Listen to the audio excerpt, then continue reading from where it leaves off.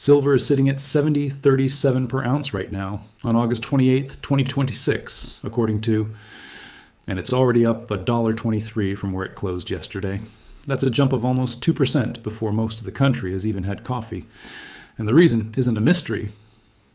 In about 7 hours, Federal Reserve Chairman Kevin Warsh is going to walk up to a podium in Jackson Hole, Wyoming, and give the first major keynote speech of his time as Fed chair. If you are interested in money, finance, or changing your financial future, like this video and subscribe to Money Insiders right now, because what you are about to learn can change the way you see money forever. Here's why this particular speech has traders on edge in a way that most Fed speeches don't. In a minute, I'm going to walk you through exactly why Warsh's words carry more weight for silver right now than almost any Fed speech in recent memory. And I promise I'll come back to that. But first, let's just sit with where we are. Silver at $70 an ounce sounds like a big number, and it is, historically speaking. But it's worth knowing that this same metal was trading above $120 an ounce just 7 months ago, in late January of this year. So, depending on how you look at it, silver is either near $70 territory that would have sounded insane 2 years ago, or it's still down more than 40% from its own all-time high. Both of those things are true at the same time, and that tension is exactly what's driving the nervous energy heading into today's speech. So, let's talk about what actually happened between January and now, because it explains almost everything about why today matters. Back in late January, gold and silver were on an absolute tear. Gold had pushed past $5,000 an ounce for the first time ever, and silver had shot up past $120, driven largely by fears that the Fed was about to get a chair who would slash interest rates no matter what inflation was doing. Lower rates tend to be good for precious metals because gold and silver don't pay you any interest for holding them, so when interest rates fall, the opportunity cost of holding metal instead of bonds or cash goes down. Investors were betting heavily on that outcome. Then, on January 30th, President Trump announced he was nominating Kevin Warsh, a former Fed governor, to lead the Fed. And the market's reaction was not subtle. Silver fell as much as 30 to 37% in a matter of hours that day. Multiple financial outlets called it the largest single-day decline in silver's history, even worse than the collapse after the Hunt brothers' attempt to corner the silver market back in 1980. Gold dropped roughly 10 to 11% the same day, which is a massive move for gold in 24 hours. The logic was straightforward once you understand it. Warsh has spent years building a reputation as an inflation hawk, someone who resists cutting rates just to please whoever's in the White House and who has publicly defended the Fed's independence in the past. He previously served as a Fed governor and even led an outside review of the Bank of England's policy meetings, so he came into this job with a long paper trail. That paper trail says, hawk. Traders who had piled into gold and silver expecting reckless rate cuts suddenly had to rethink that bet, and a lot of them sold at the same time. That's the mechanism behind almost every violent single-day move in a market like this. Not some hidden hand-pulling strings, just a huge number of people reacting to the same piece of news within the same few hours. Now here's where I come back to that promise. Why does Warsh's speech today matter more than a typical Fed appearance? Because this is his very first Jackson Hole keynote as chair. And Jackson Hole has a long tradition of being where Fed chairs lay out their biggest picture thinking, not just tweak near-term policy language. Warsh himself has said he wants to use this speech to, in his words, frame the big questions, rather than get caught up in what he's called the myopic back and forth over quarter-point rate moves. But he's also said the Fed is not constrained by market prices, meaning he's signaling he won't necessarily do what traders expect just because they've already priced it in. Add to that some real near-term tension. At the Fed's last meeting in late July, the vote to hold rates steady passed 9-3, with 3 members actually pushing for an immediate rate hike, which is an unusually large dissent this early in a new chair's tenure.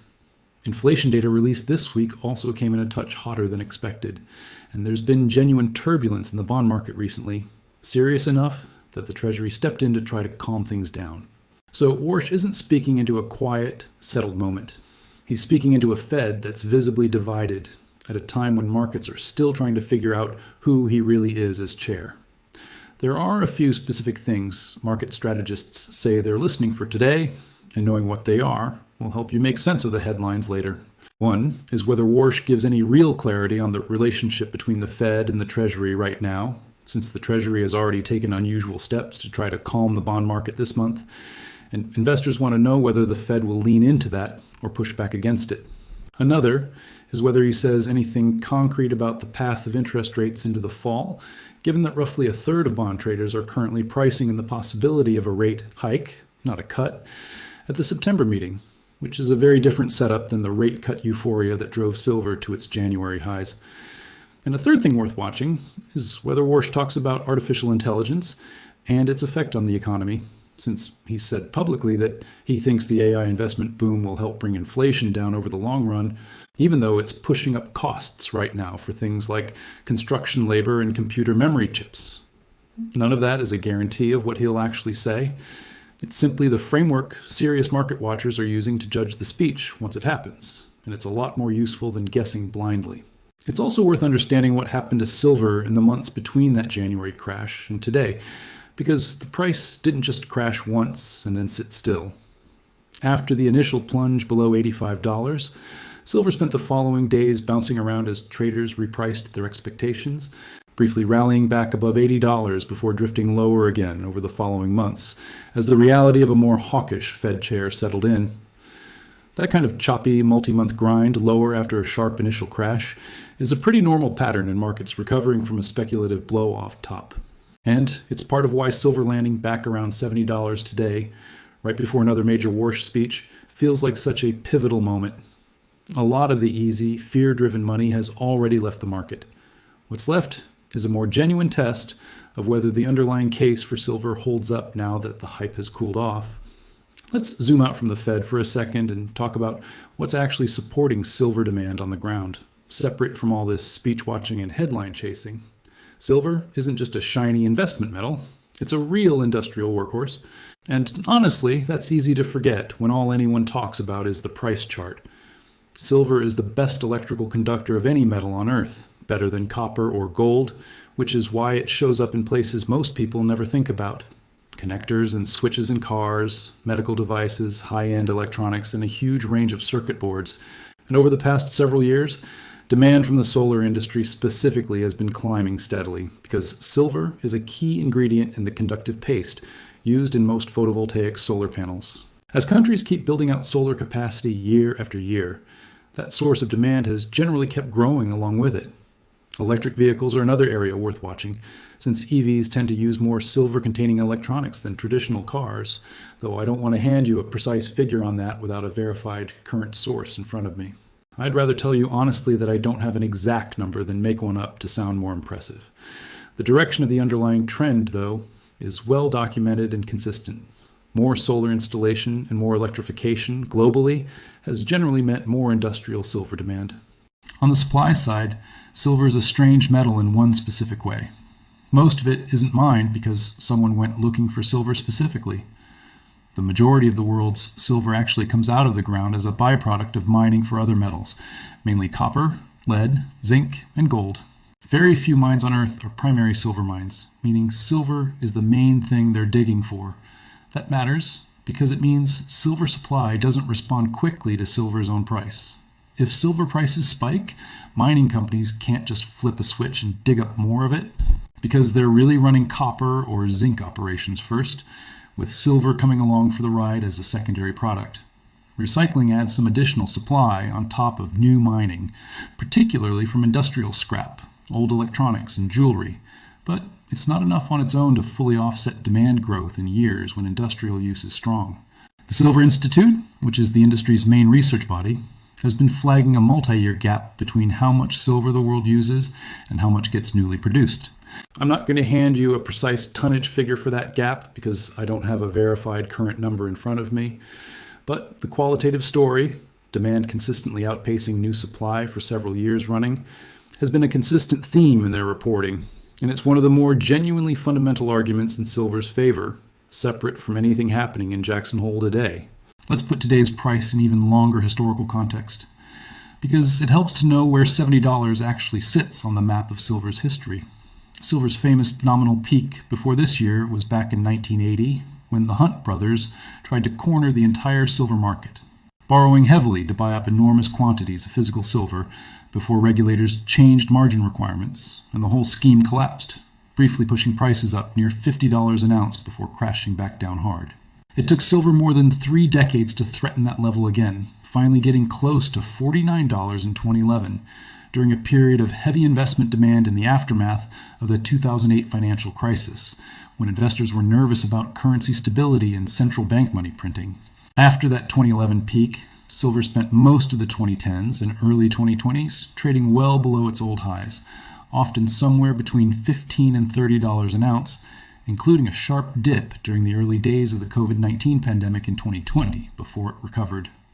So the run to over $120 this past January wasn't just a new high. It completely shattered records that had stood for more than 4 decades. And even after the crash back down, the fact that silver is still sitting around $70 tells you this isn't simply a return to the old normal. We're in genuinely new territory for this metal, for better or worse, and today's speech is landing right in the middle of that uncertainty. Now let's talk honestly about the risks, because a channel that only talks about upside isn't giving you the full picture. The most obvious risk is exactly what you just watched happen in January. Silver is capable of moving 30% or more in a single day when sentiment shifts hard enough. That kind of volatility cuts both ways. It can hand you extraordinary gains if you're positioned right, and it can also wipe out a big chunk of your position before you've had time to react if you're not. There's also a real risk tied to how much of silver's recent price action has been driven by speculation about Fed policy rather than by the underlying industrial and investment fundamentals we just talked about. When a market's price becomes heavily tied to guessing what one person is going to say at a podium, that price can swing on rumor and interpretation just as much as on actual news, and that makes short-term price action a genuinely unreliable guide to what silver is actually worth. Before I get into what this might mean for you practically, there's one underappreciated risk worth flagging directly. It's liquidity and timing risk around events exactly like today's speech. In the hours around a major Fed announcement, bid-ask spreads can widen, meaning the gap between what you'd pay to buy and what you'd get to sell can temporarily get worse, and prices can gap rapidly in ways that are hard to trade around in real time, even for professionals with fast execution. If you're someone who trades short-term around these kinds of catalysts, that's a genuine structural risk, not just a matter of picking the right direction on the headline. It's a big part of why so many long-term investors deliberately avoid trying to trade the minutes and hours immediately around events like Jackson Hole altogether, and instead wait for the dust to settle before making any moves. On the other side of the ledger, there are real, legitimate reasons some investors are still interested in silver here, and I want to give those a fair hearing too, because a balanced take means taking both sides seriously. Structural industrial demand from solar and electronics isn't going away regardless of what Warsh says today, and if that Silver Institute deficit story continues to play out over multiple years, tight supply running up against steady or growing demand is the kind of setup that tends to matter over the long run, even though it doesn't guarantee any particular price outcome on any given day. Silver also still functions like gold as a hedge some investors use against currency debasement and broader economic uncertainty. And given the bond market turbulence and inflation concerns swirling around right now, that use case hasn't disappeared just because prices pulled back sharply from their January extreme. Neither of these points means silver is guaranteed to go up from here. They're simply the honest, documented case for why some serious, non-hyped investors haven't walked away from the metal, even after watching it crash by a third in a single day.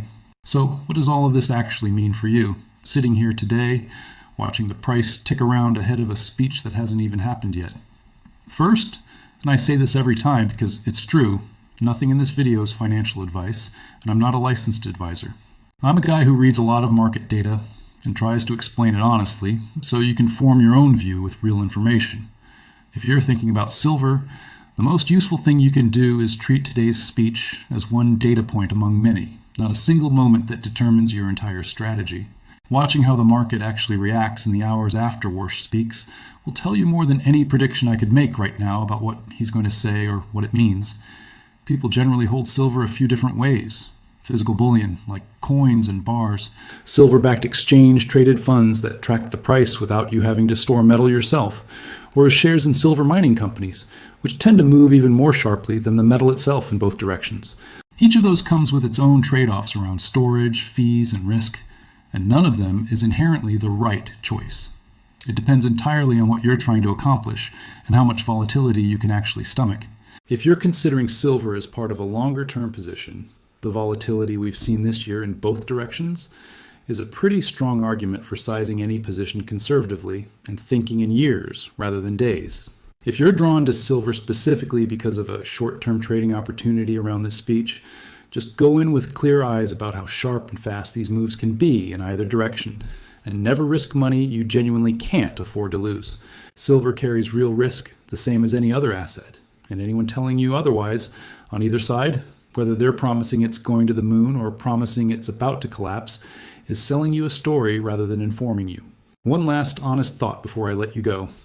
The most useful skill in a market like this one isn't predicting exactly what Kevin Warsh is going to say at 10 o'clock this morning. It's understanding the actual mechanics of why prices move the way they do, so that when the next headline hits, whether it's about silver, gold, or anything else, you're reacting from understanding instead of from panic or hype. That's really the whole point of this channel. We're not here to get you excited about a number going up, and we're not here to scare you about a number going down either. We're here to make sure you actually understand what's happening underneath that number, so you can make your own calls with real information instead of someone else's urgency. Whatever Warsh says at 10 o'clock, I'll be watching the market reaction just like you are, and we'll break down what it actually means once the dust settles, without the hype and without the panic. If you learned something new today, make sure to subscribe to Money Insiders and like this video. More powerful financial truths are coming next. This video is AI generated.